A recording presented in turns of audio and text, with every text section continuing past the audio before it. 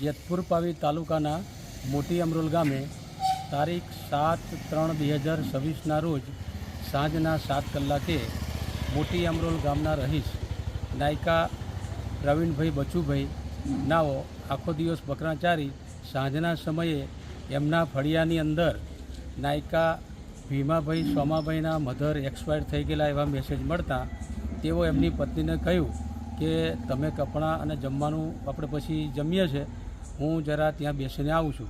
આમ કહીને આ પ્રવીણભાઈ નીકળી ગયેલા. શોધખોળ કરતાં સાંજે કંઈક બીજે બાજુમાં લગ્ન હતું ત્યાં પણ તપાસ કરી, પણ સાંજે એ આવ્યા નહીં ઘરે.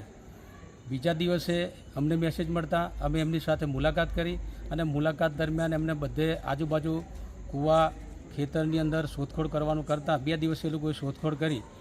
આજે બપોરે 3 વાગે નટુભાઈ જન્યાભાઈ નાયકાના એક કૂવાની અંદરથી આ ડેડ બોડી દેખા દેતા અમે પોલીસ સ્ટેશનમાં જાણ કરતાં પોલીસ સ્ટેશનનો સ્ટાફ આવી એમની રૂબરૂ ડેડ બોડી કાઢી અહીંયા CSC જેતપુર પાવી લાવ્યા અને પોલીસે ગુનો દાખલ કરી આગળની કાર્યવાહી હાથ ધરી છે. આપનું નામ? મારું નામ રોહિત કાંતિભાઈ વિઠ્ઠલભાઈ મોટી અમરોલ.